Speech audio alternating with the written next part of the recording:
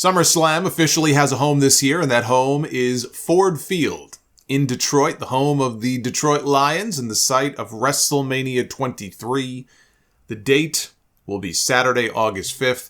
This is not the first SummerSlam in the state of Michigan, but it is the first since 1993, which was the show where the Lex Express finally reached its destination, and Lex Luger celebrated his big count-out win over Yokozuna. And that was really the end of his career in WWE.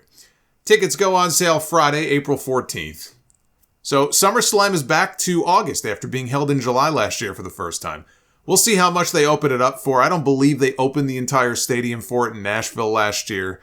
When they held WrestleMania there, they claimed 80,000, which is still the attendance record, but that's what they claimed to make sure they got the record. I wouldn't trust those numbers. They're not getting anywhere close to that for this show, but I think they would open it up for maybe 50,000 or so. This was the Nick Khan plan, to do more annual stadium shows. Rumble, Mania, SummerSlam. They were going to do Money in the Bank at Allegiant Stadium last year, and then they moved it to a much smaller venue when they went, I think it was the MGM Grand they went to for that show.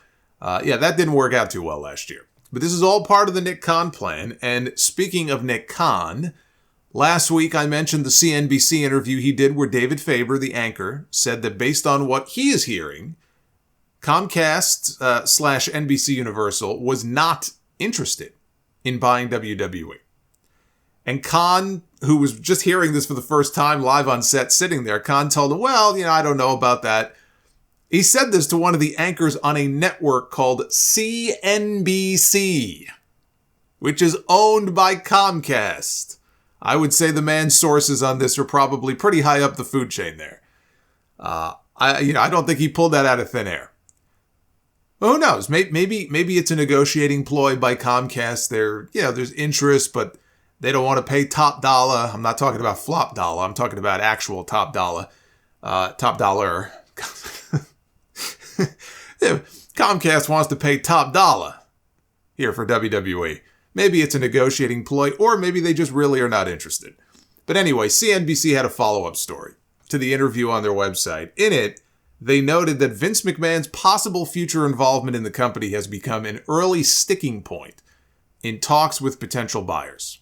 And at this stage of the belief is that McMahon's presence is more of a hindrance than a help in these negotiations. Well, that should have been obvious from the moment he forced his way back into the fucking company. There may be some potential buyers who would want to keep him on. I don't doubt that. But you'd have to expect a lot of the other ones don't want to have anything to do with this guy. Of course he's a hindrance.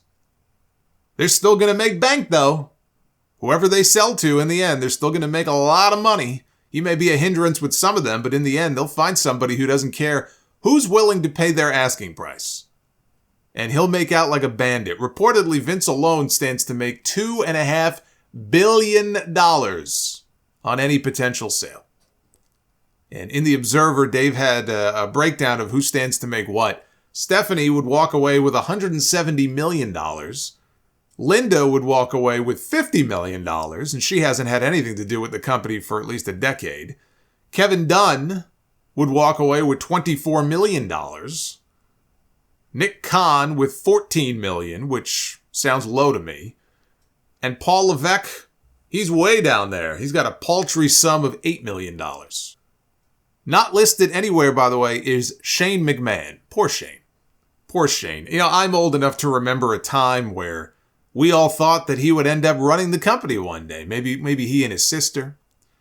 It seemed like he was being groomed for that spot when he first popped up on TV during the Attitude Era. All the talk was, and this guy's the heir apparent. And now they're both out. And Kevin Dunn is going to walk away with more money than him. See, all those disagreements with his father cost him a lot of money. Kevin Dunn knows better than to disagree with the old man. And he's going to make out very nicely from any potential sale.